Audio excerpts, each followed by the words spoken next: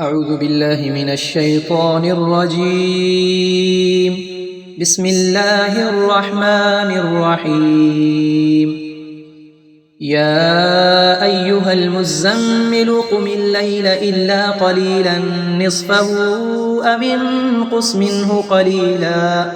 أو زد عليه ورتل القرآن ترتيلا إنا سنلقي عليك قولا ثقيلا إن ناشئة الليل هي أشد وطئا وأقوم قيلا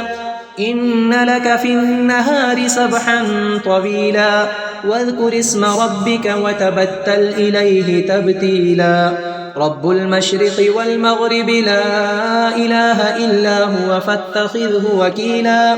واصبر على ما يقولون واهجرهم هجرا جميلا وذرني والمكذبين أولي النعمة ومهلهم قليلا إن لدينا أنكالا وجحيما وطعاما ذا غصة وعذابا أليما يوم ترجف الأرض والجبال وكانت الجبال كثيبا مهيلا إنا أرسلنا إليكم رسولا شاهدا عليكم كما أرسلنا إلى فرعون رسولا فعصى فرعون الرسول فأخذناه أخذا وبيلا فكيف تتقون إن كفرتم يوما يجعل البلدان شيبا السماء منفطر به كان وعده مفعولا إن هذه تذكرة فمن شاء اتخذ إلى ربه سبيلا إن ربك يعلم أنك تقوم أدنى من ثلثي الليل ونصفه وثلثه وطائفة من الذين معك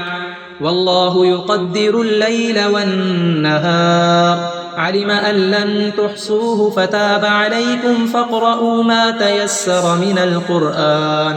علم أن سيكون منكم مرضى وآخرون يضربون في الأرض يبتغون من